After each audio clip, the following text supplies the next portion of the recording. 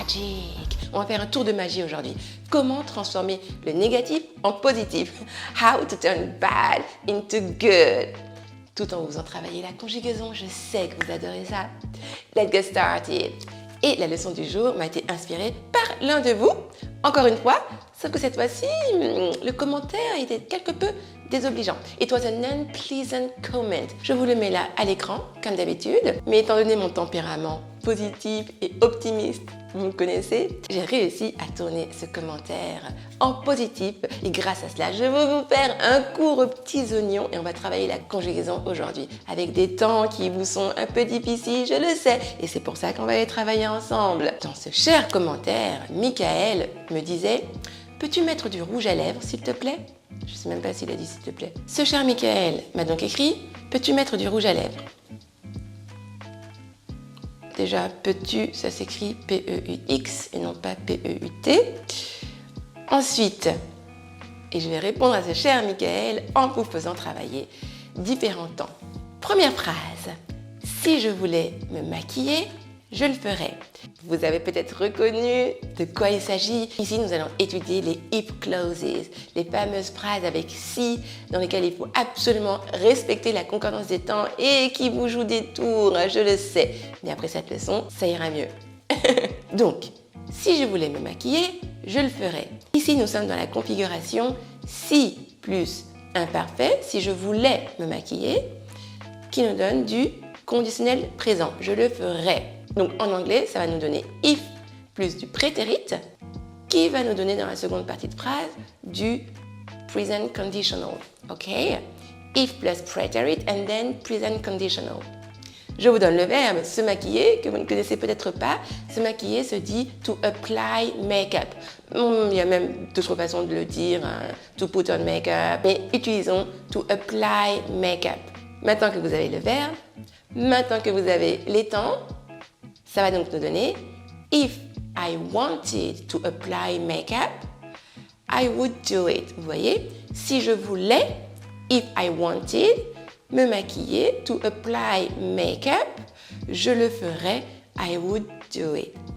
Donc ça, c'est la première phrase. Dans cette phrase, on parle de quelque chose qui est encore réalisable, hein, ça peut totalement se réaliser, mais qui est un peu plus incertain. Ça peut se réaliser dans l'absolu, mais c'est un peu incertain. Ensuite, deuxième phrase qui se complique un peu plus. Si j'avais voulu me maquiller, je l'aurais fait. Dans cette phrase, observons les temps. Si j'avais voulu. J'avais voulu, c'est du plus que parfait. Donc en anglais, ce sera plus perfect, qui nous donne je l'aurais fait du conditionnel passé.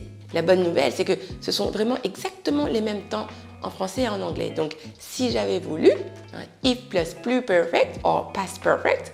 Et ensuite, je l'aurais fait, c'est du conditionnel passé, donc past conditional. Ce qui va donc nous donner, si j'avais voulu me maquiller, if I had wanted to apply makeup, je l'aurais fait, I would have done it. If I had wanted to apply makeup, I would have done it. Vous voyez? Je récapitule. Si je voulais me maquiller, je le ferais. If I wanted to apply makeup, I would do it. Ou en forme contractée, I'd do it.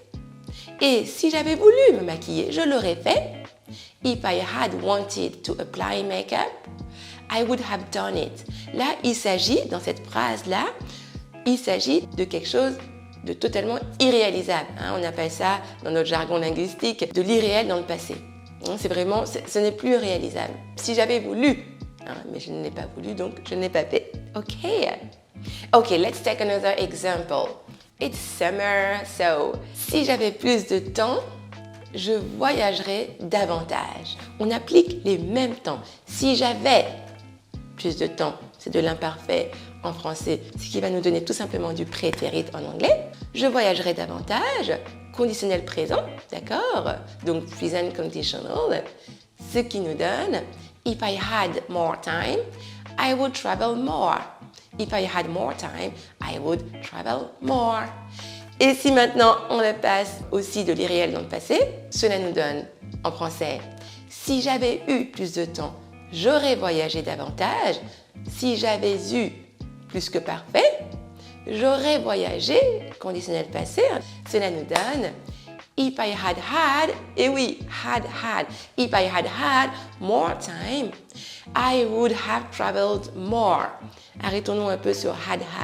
Si j'avais eu, ici, le plus que parfait, c'est had, donc l'auxiliaire, et ensuite, on prend le participe passé du verbe. Et là, le participe passé du verbe avoir, eh bien, c'est toujours had.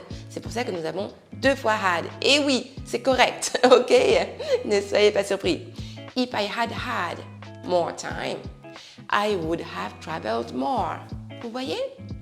As usual, let's practice. Make example sentences in the comments. J'attends vos phrases en commentaire, comme d'habitude, pour vous faire travailler. Et vous savez que je suis là pour vous corriger en plus, donc profitez-en. Et bien sûr, don't forget to subscribe, to like and to share. See you soon. Bye bye.